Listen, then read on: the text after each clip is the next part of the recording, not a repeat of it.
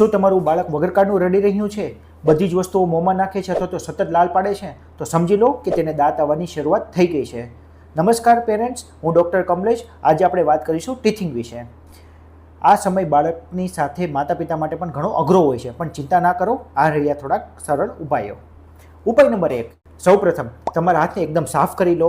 હવે તમારી આંગળીઓ વડે બાળકના પેઢાને હળવેથી મસાજ કરવાનો છે. આ દબાણથી બાળકને ઘણી રાહત થશે.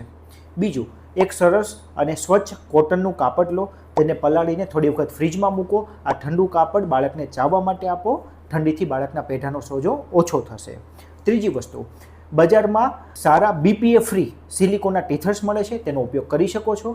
યાદ રાખો, ટીથરને ફ્રીજમાં રાખીને ઠંડુ કરી શકાય છે, પણ ફ્રીજમાં મૂકીને બરફ કરવાનું નથી. જો બાળક તમારું 9 કે 10 મહિનાનું છે તો તમે ફ્રીજમાં રાખેલું ગાજર કે કાકડીનો ટુકડો પણ આપી શકો છો. ધ્યાનમાં રાખવું કે બાળક આ ગાજર કે કાકડીનો ટુકડો ગળી ના જાય. ટીથિંગ દરમિયાન બાળકને સતત લાલ પડતી હોય છે, જેના કારણે મોઢાની આસપાસની ફોલ્લીઓ તેમજ રશિશ થઈ શકે છે. તો તેને નરમ કપડાથી મોઢું સાફ કરતા રહો. આ દરમિયાન બાળકને વધારે લાડ પ્યારની જરૂર હોય છે, કેમ કે બાળક અંદરથી અસ્વસ્થતા અનુભવતું હોય છે.